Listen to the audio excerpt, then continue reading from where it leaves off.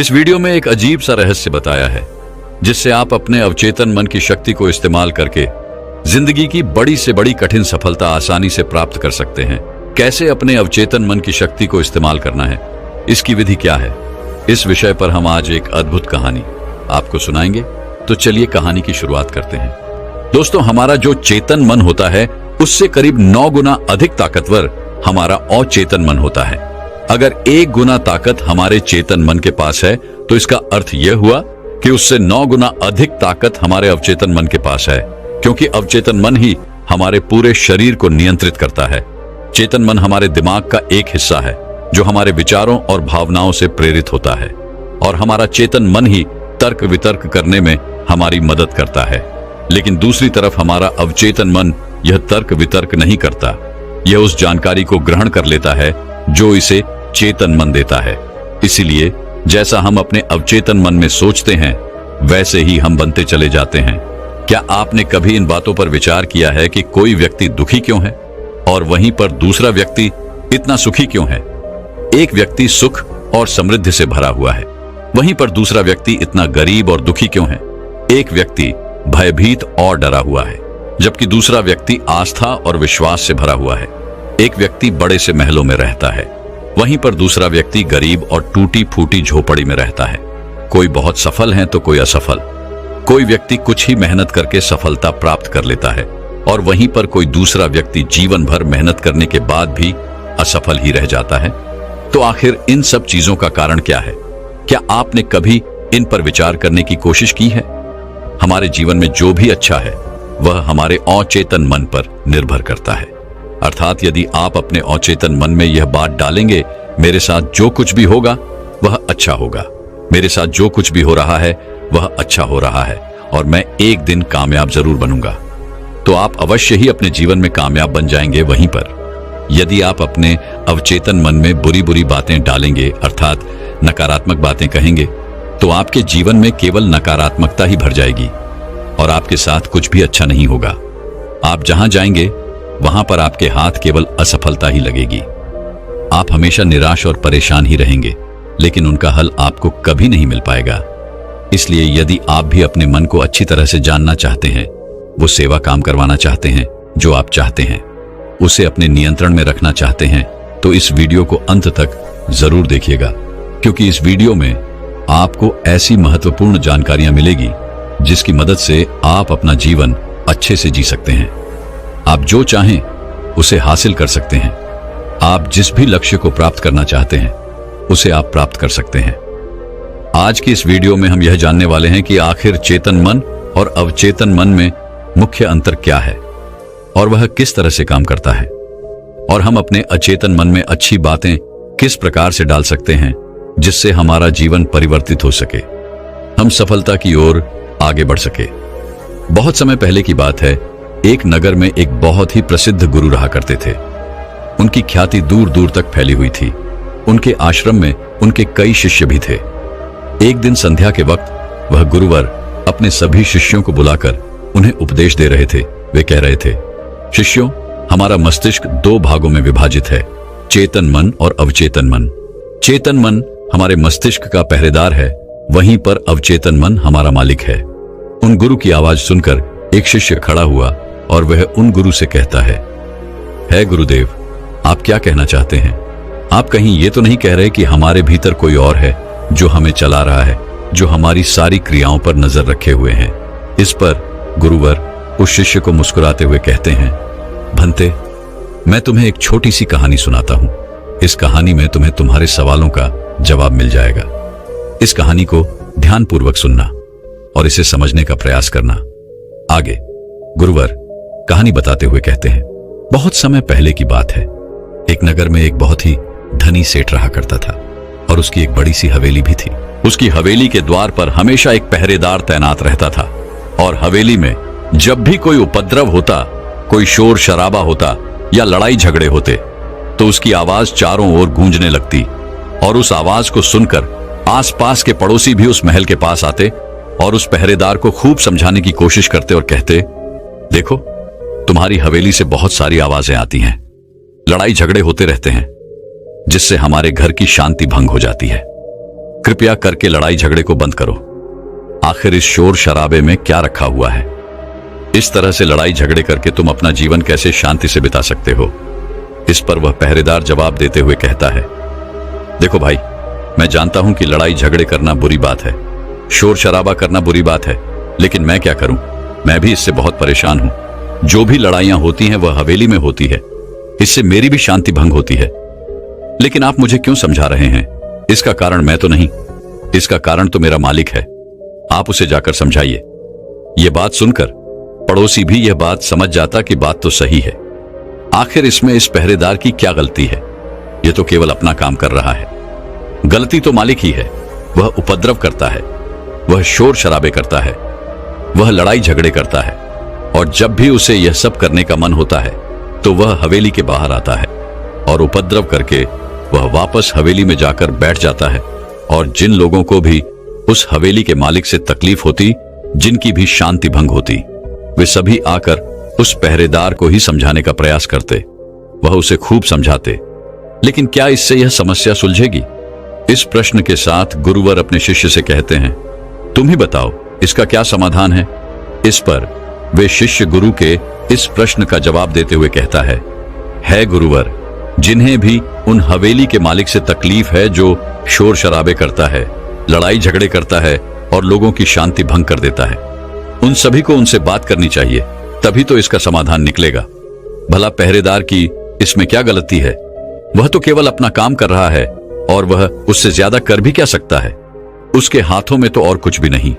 इस पर वह गुरुवर मुस्कुराते हुए अपने उस शिष्य से कहते हैं, भंते, ठीक इसी तरह से हमारा मन भी होता है। हमारा चेतन मन मनुष्य का पहरेदार होता है और पहरेदार को यह अच्छी तरह से पता है कि क्रोध करना बुरी बात है, बुरे शब्दों का इस्तेमाल करना बुरी बात है, अश्लील ख्यालों में खोए रहना बुरी बात है। अर्थात हमारे चेतन मन को यह बात बहुत अच्छी तरह से पता है कि गुस्सा करना, आलस करना, काम वासना जैसे विचार गलत है। ये सभी विकार हमारे भीतर नकारात्मक विचार उत्पन्न करते हैं, जिससे हमारा विनाश होता है। लेकिन वह कर भी क्या सकता है? वह चीज उसके हाथों में है ही नहीं, क्योंकि वह चीज वह कर ही नहीं रहा। ये तो वह अंदर बैठा मालिक कर रहा है, अर्थात हमारा अवचेतन मन, जो हमसे कोई भी कार्य बहुत ही आसानी से करवा लेता है। और ये सभी बातें हम में से हर सभी अच्छी तरह से जानते हैं, और हमें ऐसा लगता भी है कि हम अच्छी तरह से समझ चुके हैं, जैसे कि वह पहरेदार समझता है।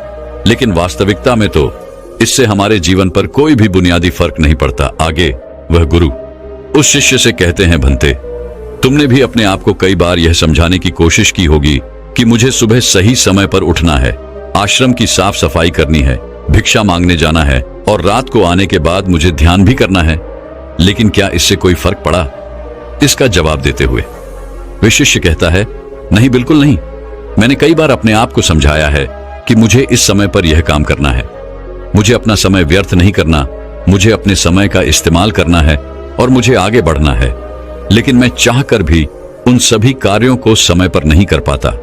इस पर वह गुरुवर अपने उस शिष्य से कहते हैं, भंते, जब भी हम अपने आप को कुछ समझाने का प्रयास करते हैं तो हमें ऐसा लगता है कि अब हम समझ चुके हैं और अब हमसे कोई गलती नहीं होने वाली, और हम सोचते हैं कि अब हमारा जीवन बदल जाएगा, हम जो भी करेंगे अब वो सही होगा, अब तो हम जीवन में सफलता प्राप्त कर ही लेंगे। लेकिन दूसरे ही पल हम ये पाते हैं कि हमारे जीवन में कोई बुनियादी बदलाव आया ही नहीं, और ऐसा केवल हमारी नासमझी के कारण होता है। हम अपनी नासमझी के कारण अवचेतन मन की जगह पर अपने चेतन मन को समझाने का प्रयास करते हैं, अर्थात मालिक को छोड़कर हम पहरेदार से बात करते रहते हैं और उसे समझाने की कोशिश करते हैं। लेकिन तुम यह भूल जाते हो कि आखिर वह पहरेदार कर भी क्या सकता है? वह सब उसके हाथों में है ही नहीं। हमें तो अपने अवचेतन मन को समझाने की आवश्यकता है। हमारी बुद्धि, अर्थात वह पहरेदार जो यह समझ जाता है कि क्या सही है और क्या गलत, उसे कब क्या करना है, क्या नहीं करना। लेकिन ये सारी बातें केवल हमारे पहरेदार अर्थात हमारे चेतन मन के सीमित रह जाती हैं। ये सारी बातें हवेली के उस मालिक अर्थात हमारे अवचेतन मन तक तो पहुंच ही नहीं पाती, और यही कारण है कि हमारे जीवन में कभी कोई बुनियादी बदलाव हो ही नहीं पाता। ठीक उसी प्रकार जैसे कि यदि आपसे कोई कहता है कि पौधे में पानी डालोगे तो वह पौधा एक दिन बड़ा होगा और फिर उसमें फल आएंगे, फल लगेंगे, और आप उस बात को मान लेते हैं और उस पौधे में पानी भी डालते हैं। लेकिन आप पौधे की पत्तियों पर पानी डालते हैं और सोचते हैं कि इसमें फल फूल आएंगे।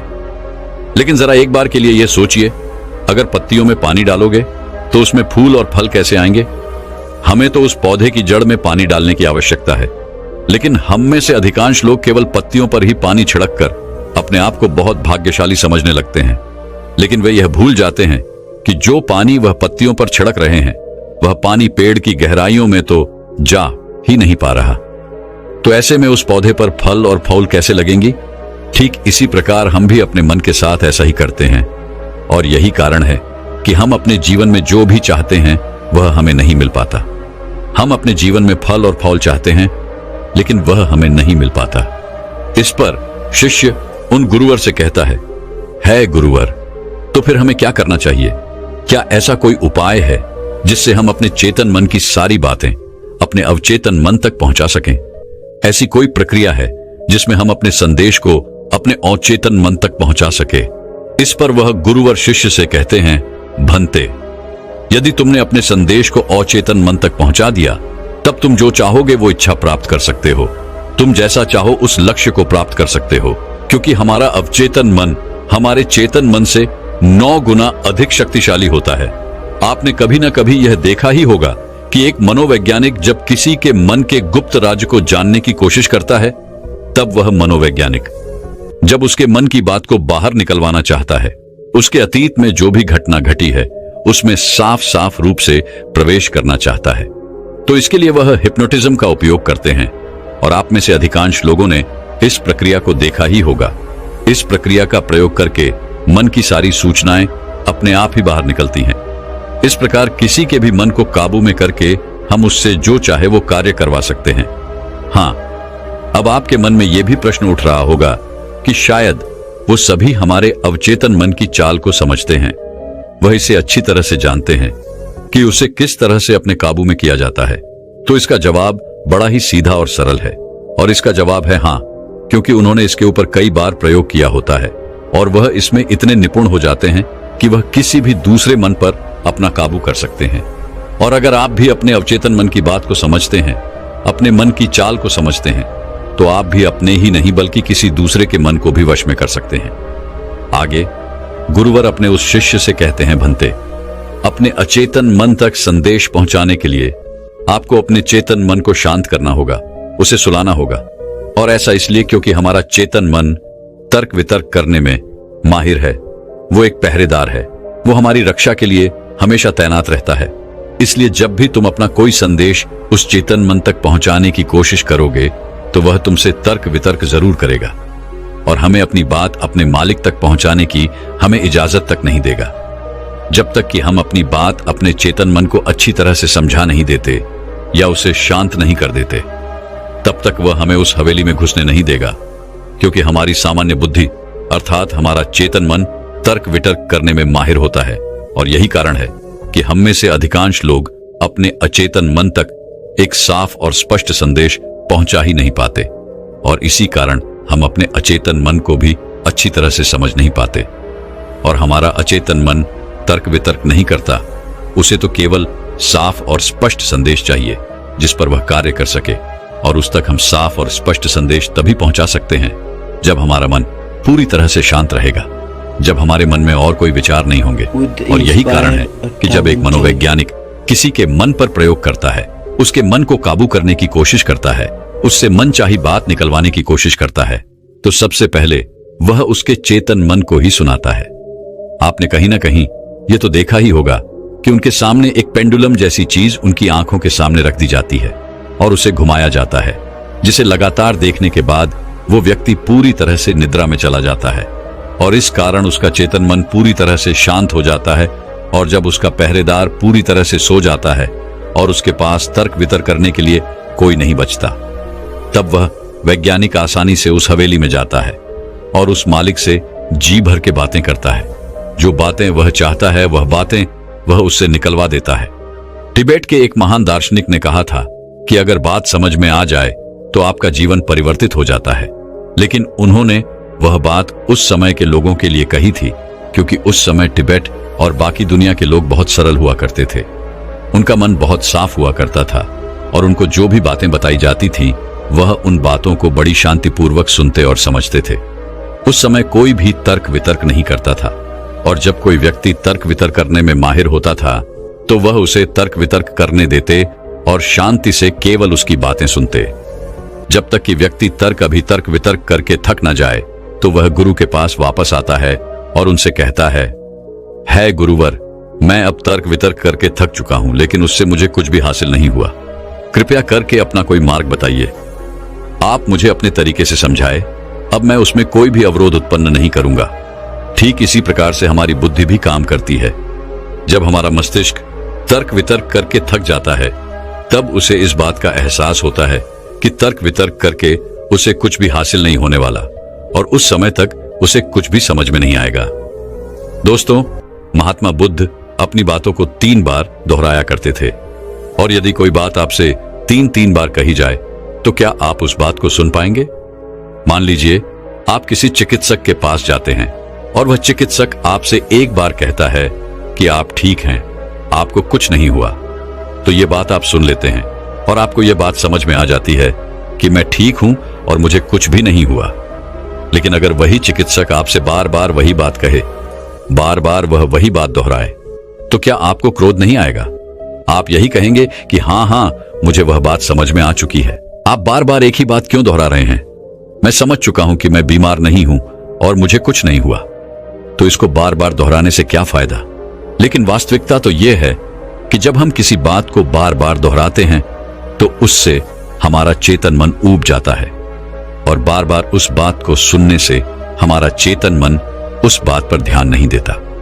और यही वह वक्त होता है जब हमारी बात हमारे अवचेतन मन तक पहुंचती है, और जब आपकी बात आपके अवचेतन मन तक पहुंच जाए तो यकीन मानिए कि तब कुछ भी संभव है। फिर चाहे आप कोई अपने जीवन में बड़ा लक्ष्य प्राप्त करना चाहते हो या फिर अपना स्वास्थ्य सुधारना चाहते हो, सब कुछ संभव हो जाएगा। दोस्तों, आपने कभी ना कभी यह किस्सा तो सुना ही होगा। एक प्लेन क्रैश हो गया था और उस प्लेन का जो पायलट था उसकी प्लेन से गिरने की वजह से शरीर की सारी हड्डियां टूट चुकी थी, और जब उसे अस्पताल में भर्ती किया गया तो उसे हिला डुला भी नहीं जा रहा था।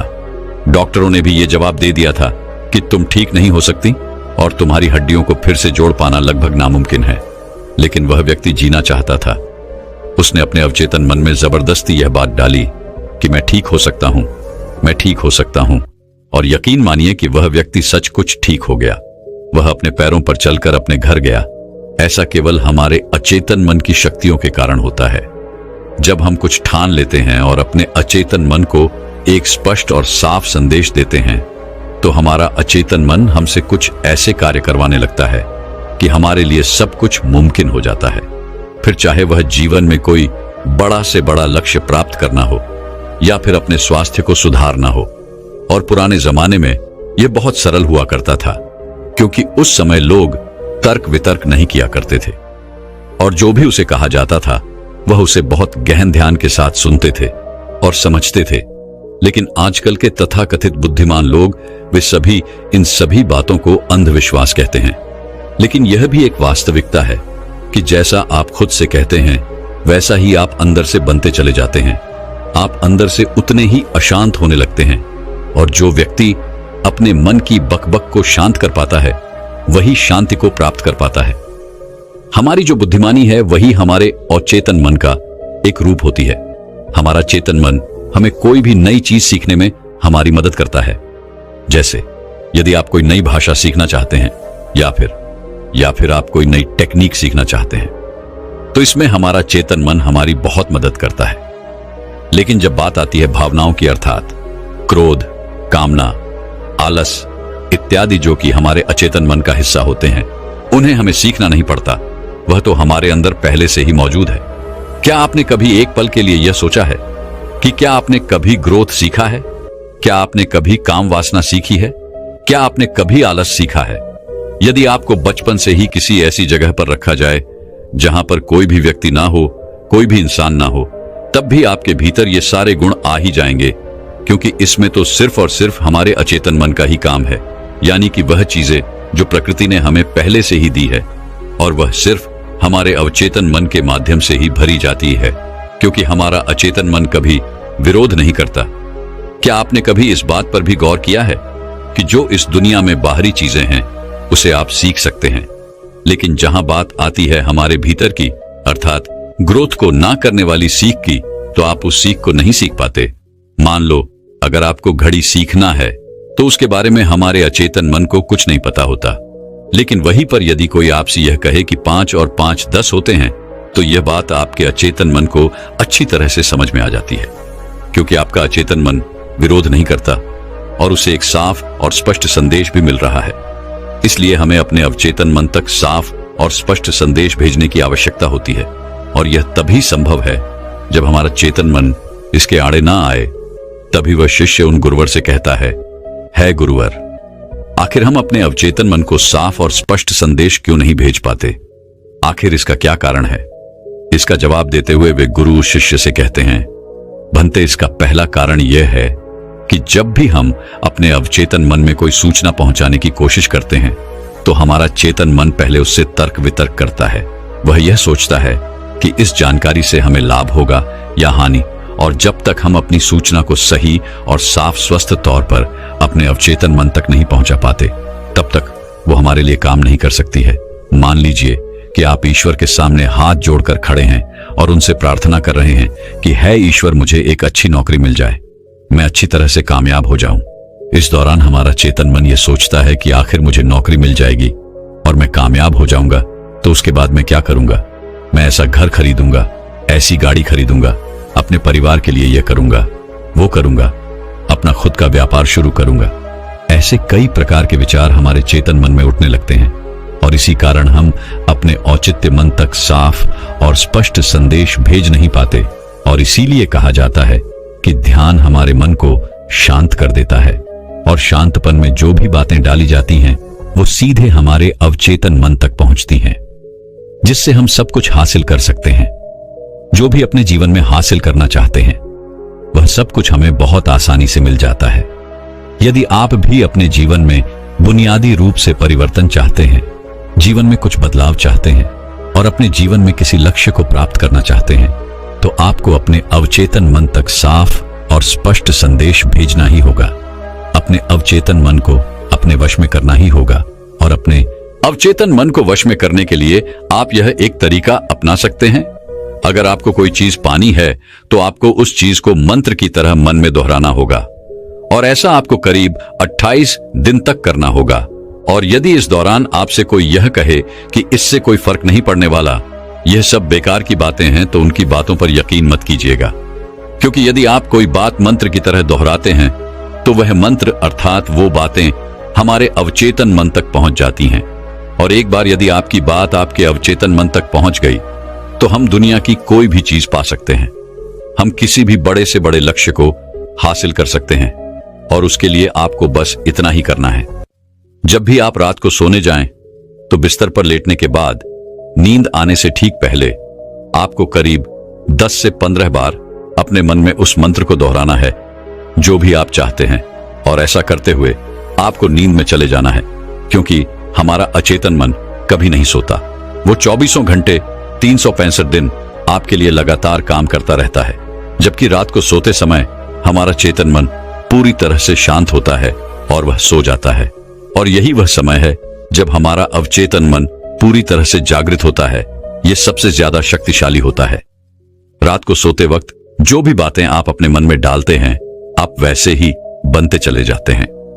कभी आपने इस बात पर गौर किया है कि जब भी आप रात को सोते वक्त कोई नकारात्मक बात या नकारात्मक जानकारी लेते हैं तो सुबह उठते ही आपको नकारात्मक विचार आते हैं, और वहीं पर यदि आप रात को सोते वक्त सकारात्मक जानकारी या सकारात्मक बातें करते हैं तो अगले दिन सुबह आप बहुत ज्यादा ताकतवर महसूस करते हैं।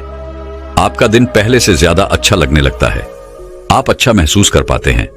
इसलिए रात को सोते वक्त कभी भी अपने आप से नकारात्मक बातें ना करें। हो सके तो हमेशा अपने आप से सकारात्मक बातें करें, या फिर आप चाहें तो इस प्रयोग को भी अपना सकते हैं और अपने जीवन में जो कुछ भी चाहे आप उसे पा सकते हैं, क्योंकि एक बार यदि आपका लक्ष्य आपके अवचेतन मन तक पहुंच गया तो उसे पाना बहुत आसान हो जाएगा, फिर वह चाहे कितना भी बड़ा क्यों ना हो। वह चाहे कितना भी कठिन क्यों ना हो, आप उसे हासिल कर ही लेंगे, आप उसमें कामयाबी पा ही लेंगे। इतना कहकर वह गुरुवर शांत हो गए और वह शिष्य भी यह समझ चुका था कि आखिर हमारे चेतन मन और अवचेतन मन में क्या अंतर होता है और किस प्रकार हम अपने लक्ष्य को प्राप्त कर सकते हैं। तो दर्शकों, चलिए अब सफलता पाने के ऊपर अगली रोचक कहानी की शुरुआत करते हैं। दोस्तों, जब हम यह सोचते हैं कि जो हुआ वह अच्छा नहीं हुआ, ऐसा नहीं होना चाहिए था, यदि मैं कोई तरकीब या कोई उपाय अपना लेता तो ऐसा नहीं होता, यदि मैंने किसी से सलाह ही ले ली होती या फिर खुद की सूझबूझ का इस्तेमाल किया होता तो आज मुझे यह परेशानियां नहीं उठानी पड़ती, मैं आज इस तरह से तकलीफों में नहीं रहता। इस प्रकार हम खुद को कोसने लगते हैं, खुद को दुखी करने लगते हैं।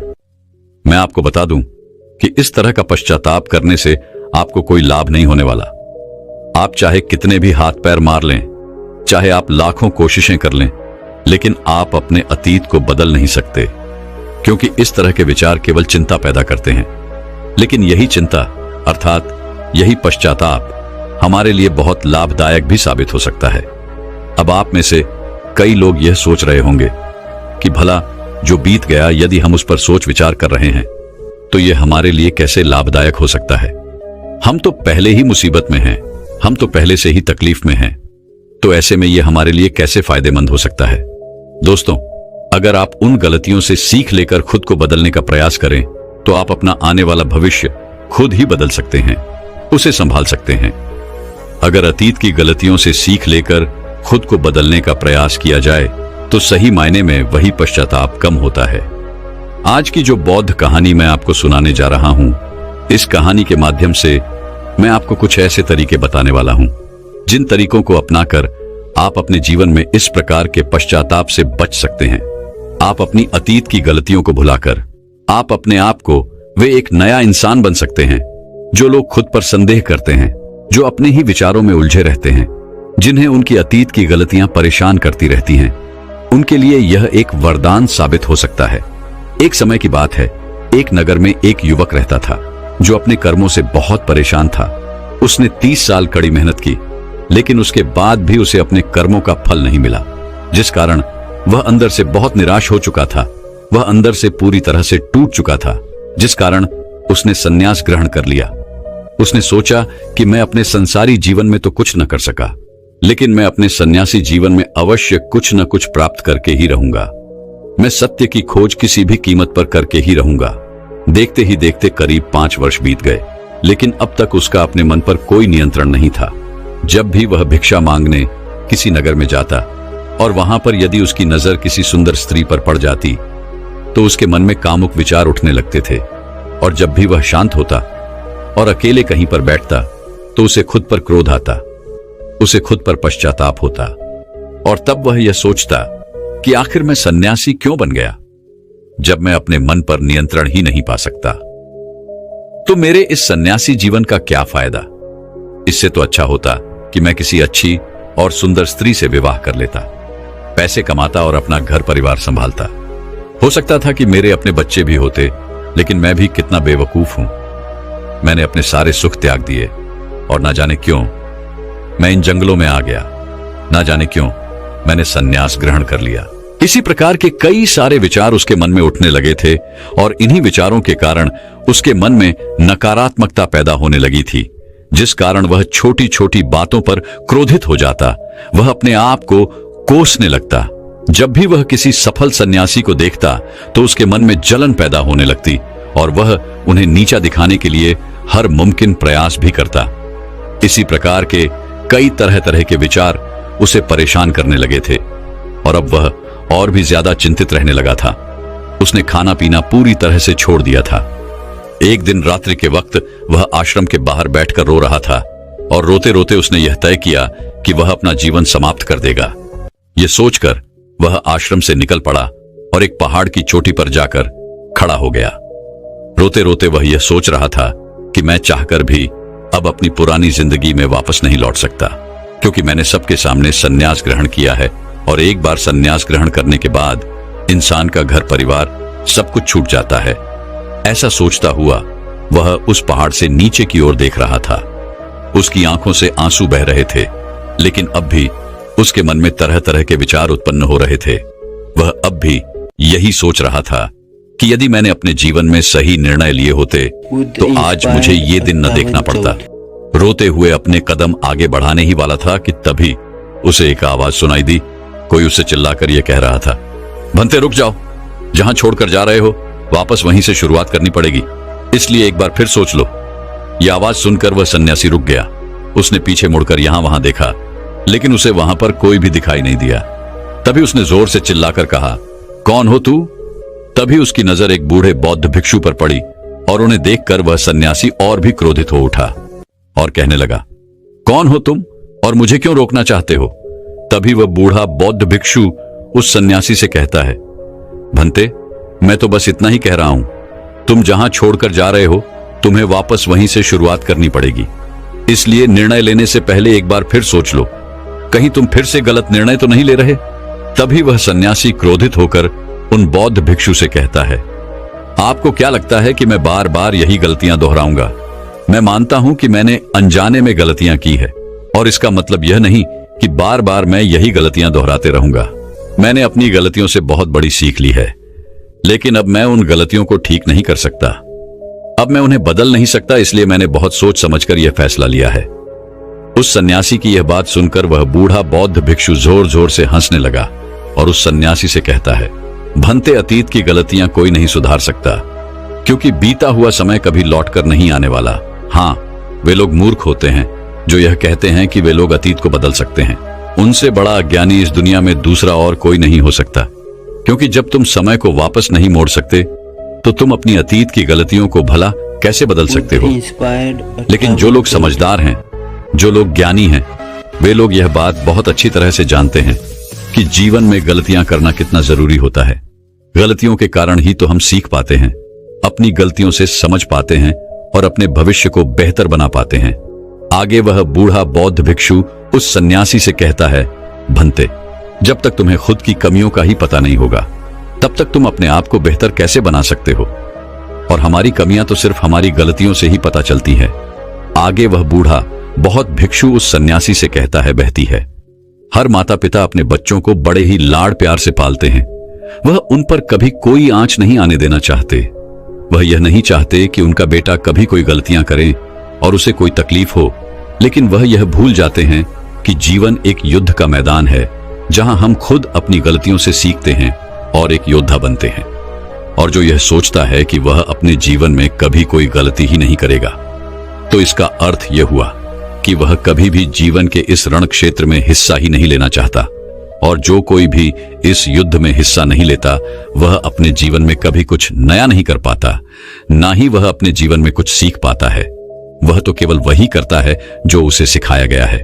और जो व्यक्ति इस युद्ध भूमि में हिस्सा लेता है, वह यह अच्छी तरह से जानता है कि उसे कई बार गिरना होगा, कई बार संभलना होगा, लेकिन उसे रुकना नहीं है बल्कि उसे चलते रहना है, क्योंकि जीवन चलते रहने का नाम है। इस पर वह सन्यासी और भी क्रोधित हो उठता है और बौद्ध भिक्षु से कहता है, आखिर तुम कहना क्या चाहते हो? तुम इस तरह से मेरा समय व्यर्थ कर रहे हो। जो भी कहना है जल्दी कहो, अन्यथा अच्छा नहीं होगा। तभी वह बूढ़ा बौद्ध भिक्षु एक बार फिर मुस्कुराने लगा और उस सन्यासी से कहता है, भंते आज मैं तुम्हें जीवन के ऐसे 5 तरीके बताने वाला हूं जिनका पालन करके तुम अपने अतीत की गलतियों को अपनी ताकत में बदल सकते हो। आगे वह बौद्ध भिक्षु उस सन्यासी से पूछते हैं, भंते क्या तुम जानना चाहोगे कि वो 5 तरीके कौन से हैं? यदि तुम जानना चाहते हो तो इसके लिए तुम्हें भी मुझे एक वचन देना होगा। तभी वह सन्यासी कहता है, कैसा वचन? तभी वह बूढ़ा बौद्ध भिक्षु बड़े ही प्रेम से उस सन्यासी से कहता है, बस इतना ही कि तुम अपने मन से आत्महत्या का ख्याल निकाल दोगे। सिर्फ तभी मैं तुम्हें यह 5 बातें बताऊंगा, अन्यथा तुम अपने फैसले पर अटल रह सकते हो। लेकिन याद रखना कि जो गलतियां तुमने पहले दोहराई हैं, हो सकता है कि इस बार भी तुम वही गलती कर रहे हो। इतना कहकर वह बूढ़ा बौद्ध भिक्षु शांत हो गया और वह सन्यासी कुछ देर के लिए सोच विचार में पड़ गया। वह यह नहीं समझ रहा था कि वह क्या करे। यदि वह आत्महत्या करता है तो उसे वह 5 बातें नहीं पता चल पाएंगी, और यदि वह 5 बातें जानने के लिए जाता है तो उसे आत्महत्या का ख्याल मन से निकालना पड़ेगा। वह सन्यासी असमंजस में पड़ गया, लेकिन काफी देर सोच विचार करने के बाद आखिरकार उसने उस बूढ़े बौद्ध भिक्षु की बात मान ली और वह उन बूढ़े बौद्ध भिक्षु के पास पहुंचा और कहने लगा, कहिए आप क्या कहना चाहते हैं। तभी वह बूढ़ा बौद्ध भिक्षु उस सन्यासी से पहली बात बताते हुए कहता है, भंते, सबसे पहले तो तुम यह जान लो कि अतीत में जो भी तुमसे गलतियां हुई है वह किसके कारण हुई, उसके पीछे का क्या कारण था, क्योंकि कोई भी गलती करने के पीछे कुछ मुख्य कारण अवश्य होते हैं। तुम्हें सबसे पहले उन कारणों को पहचानना होगा। वह कारण या तो कोई मजबूरी हो सकते हैं या कोई इंसान हो सकता है जिसके कारण तुमने वो सारी गलतियां की, या फिर हो सकता है कि तुमने वो गलतियां केवल अपने स्वार्थ के लिए की हो। तुम्हें उन कारणों को पहचानना होगा। यदि तुम्हें किसी से धोखा मिला तो क्यों मिला? क्या तुमने कभी इसके ऊपर विचार किया है? क्योंकि शायद तुमने उस पर हद से ज्यादा विश्वास किया होगा। एक बार यदि तुमने उस कारण को पकड़ लिया और उसे जान लिया तो तुम यह समझ पाओगे कि तुमने कहां कमी रह गई, तुमने कहां पर गलती की, और एक बार यदि तुम अपनी गलती को समझ जाओगे तो तुम उसे सुधार भी सकते हो ताकि वैसी गलती भविष्य में तुमसे दोबारा ना घटे। आगे वह बूढ़ा बौद्ध भिक्षु उस सन्यासी से कहता है, गलतियां हमें दुख नहीं देती। दुख हमें तब होता है जब हम अपनी गलतियों को बार बार दोहराते हैं, जब हमें इस बात का एहसास होता है कि शायद हम अपनी गलती को अब सुधार नहीं सकते और शायद हमारे भीतर अब उतना आत्मबल नहीं बचा कि हम उन गलतियों से सीखकर उन्हें सुधार सकें। जब हमें खुद पर संदेह होने लगता है, खुद पर संशय होने लगता है, तब हमें पीड़ा होती है। किंतु एक बार, केवल एक बार यदि तुम यह समझ जाओ कि गलती करके जब हम उससे सीख लेते हैं और उस गलती को सुधारने का हर मुमकिन प्रयास करते हैं तो हमारे भीतर एक विश्वास जाग उठता है और फिर हमें कभी कोई दुख नहीं परेशान करता। इसलिए हमें किसी भी गलती के पीछे का कारण जानना बहुत आवश्यक होता है, और इसके लिए तुम चाहो तो खाली बैठकर चिंतन कर सकते हो। यह इतना मुश्किल भी नहीं है। एक बार अगर उस गलती के पीछे की वजह तुम्हें समझ में आ जाए तब दूसरा तरीका काम आता है। जब हम गलती के पीछे की वजह को जान जाते हैं, उसे समझ जाते हैं, तो उसके बाद हमें खुद से एक सवाल करना चाहिए, और वह सवाल यह है कि गलती करने से पहले हम कैसे इंसान थे, और यह गलती करने के बाद हमारे अंदर क्या परिवर्तन हुआ है। क्या हमने अपनी गलती से कोई सीख ली है या नहीं, और यदि सीख ली तो फिर हमने अपने बारे में क्या जाना। आगे वह बूढ़ा बौद्ध भिक्षु उस सन्यासी से कहता है, भंते, यदि तुम इस प्रकार खुद से सवाल करोगे तो तुम पाओगे कि तुम्हारे जीवन में कुछ नए अनुभव जुड़ गए हैं, और यह अनुभव ही तुम्हें आगे ले जाएंगे, क्योंकि यह जीवन में आगे बढ़ने के लिए तुम्हारी बहुत मदद करेंगे। तुमने देखा होगा कि जब किसी को जीवन में धोखा मिलता है तो अधिकांश लोग केवल यह सोचते हैं कि आखिर इसमें हमारी क्या गलती थी, लेकिन वह इस वास्तविकता को नहीं देख पाते कि आखिर तुम्हें धोखा मिला है तो क्यों मिला।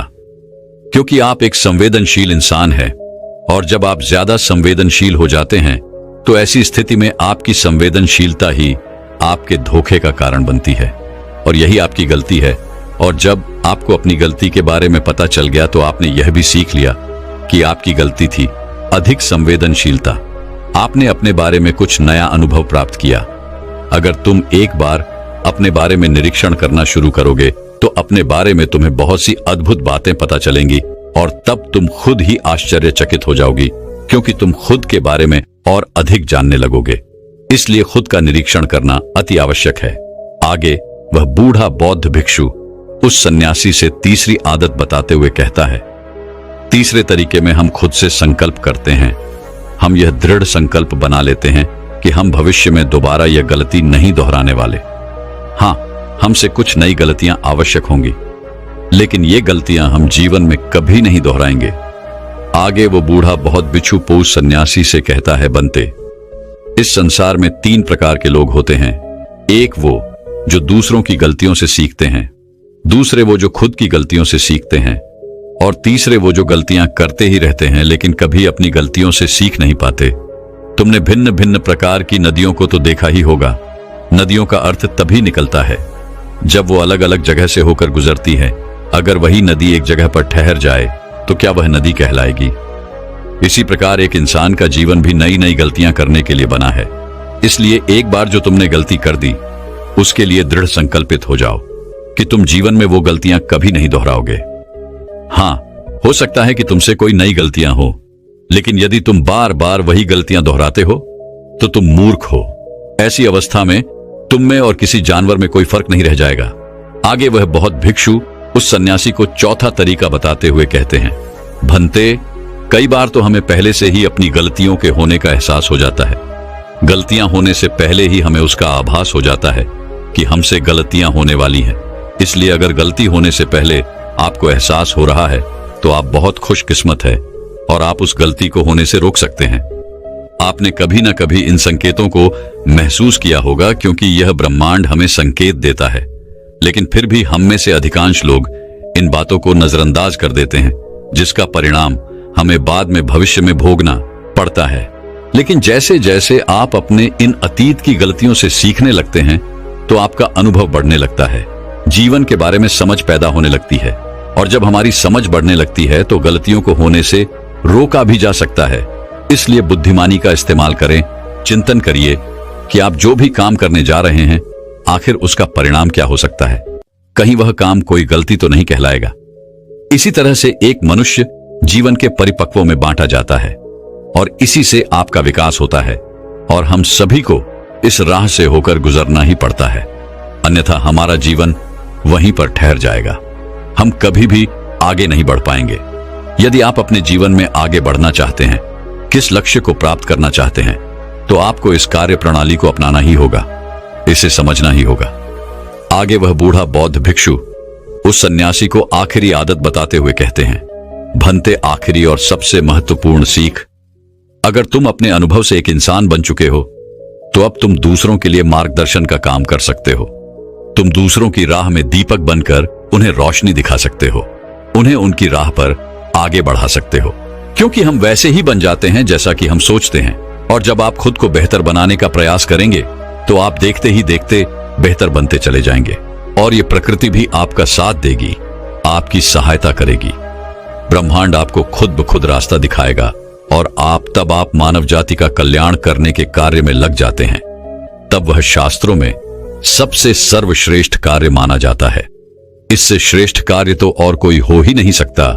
जो व्यक्ति समस्त जीव जंतुओं और मानव जाति के कल्याण के बारे में सोचता है, ऐसे लोग परमात्मा हो जाते हैं। ऐसे व्यक्तियों के मन में प्रेम, करुणा, दया जैसे अनेक भाव उत्पन्न होने लगते हैं, और परमात्मा करुणा और प्रेम का ही दूसरा नाम है। इतना कहकर वह बूढ़ा बौद्ध भिक्षु शांत हो गया, और उस सन्यासी को भी अपनी गलती का एहसास हो गया। अब उसकी आंखों में खुशी की आंसू थे। वह उन बौद्ध भिक्षु के चरणों में जा गिरा और उन बूढ़े बौद्ध भिक्षु से कहता है गुरुवर, ऐसा निर्मल और जीवन का सार्थक ज्ञान पाकर मैं धन्य हो गया। आपने जो कुछ भी मुझसे कहा है उसे मैं अपने जीवन में जरूर अपनाऊंगा, और मैं भी अपने जीवन को सार्थक बनाकर दिखाऊंगा। इतना कहकर उसने उन बौद्ध भिक्षु को प्रणाम किया और वापस अपने आश्रम लौट गया। दोस्तों, मैं उम्मीद करता हूं कि यह कहानी सुनने से आपके जीवन में अच्छे बदलाव आए होंगे। आपको इस वीडियो से क्या सीखने मिला, ये कमेंट कर